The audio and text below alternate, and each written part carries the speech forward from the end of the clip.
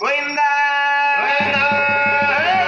ఆనాడు స్వాముడు వారు కొట్లు పోయిన కదంట బ్రహ్మదేవుడు భార్య శంకరుడు భార్య పార్వతీదేవి బంగారు కత్తెలు పట్టుకుని భూలోక పట్నాలు వస్తున్నారటండి.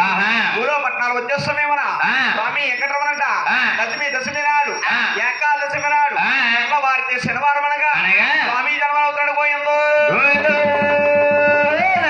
కొండల వాడు వెంకటరమణపతి పోయిందా మన కలియుగ దేవుడు శ్రీ వెంకటేశ్వర స్వామి జన్మాలు అవుతున్నాడు కాబట్టి కూర్చున్న సభవారందరూ కూడా ఒకసారి గట్టిగా గోయిందనాలు. గోయిందో